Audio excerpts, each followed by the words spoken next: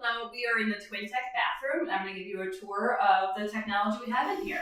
Starting over here in the shower, we have a temperature sensor shower head. As I turn the water on, the light will turn blue. As the water gets warm, it'll go to green, and if it were to get too hot, it would go to red. Other things we have in the shower are like a long-handled sponge, grab bars, a drop-down bench. We also have a product dispenser that could be helpful. We'd put shampoo, conditioner, body wash in here, and then just do a pump to get the product out. Moving on, we have other long-handled items such as a long-handled brush, toenail clipper, a self-assistant toileting aid for someone who has a hard time reaching to wipe themselves. Moving on, more grab bars by the toilet. This button right here is a smart button from Remote Support, so you could push it to let them know that you needed some assistance, and they would communicate with you through the remote supports.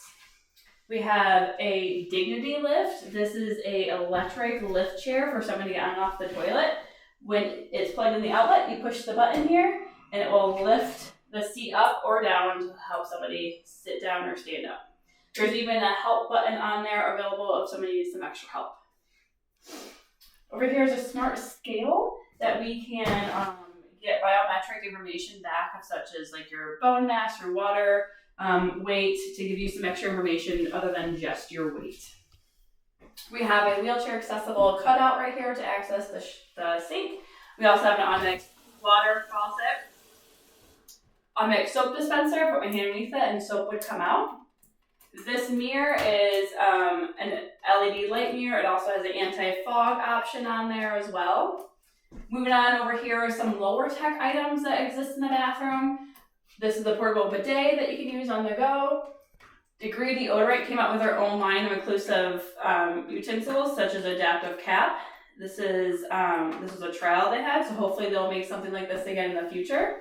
One thing that we did was we just put one of those pop sockets on the back of the deodorant to make it easier to be able to hold on to your deodorant. We have a motion sensor from Stay Safe at Home. This you can set parameters for when you want motion, such as all the time, or if motion was not detected by a certain time, then it would send a caregiver notification. This is a shower visor for someone who has a hard time tolerating getting their face to their ears wet. They can wear this in the shower and get nice and clean. We also have information about how to make hair brushing and hair washing a little bit easier and more sensory friendly. Moving on to sensory friendly items, we have different types of nail clippers. One of them being a file if someone has a hard time tolerating getting their nails cut. This file is nice because the blade is set in, so I can't nick my fingers, and it also has a little pocket to catch any debris.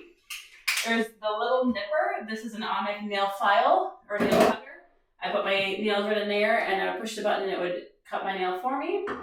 Or this is an adaptive nail clipper that has a bigger handle and a platform to rest, so I could cut my nails a bit easier. Additionally, we have a variety of adaptive toothbrushes, such as this mouth guard toothbrush with bristles on the top and the bottom to make it easier for me to brush. I also have a 3-sided toothbrush such as this one right here, where it has a head on the bottom and on the 2 sides. So I can put my toothpaste on and I can just brush my top, flip it over, and brush the bottom.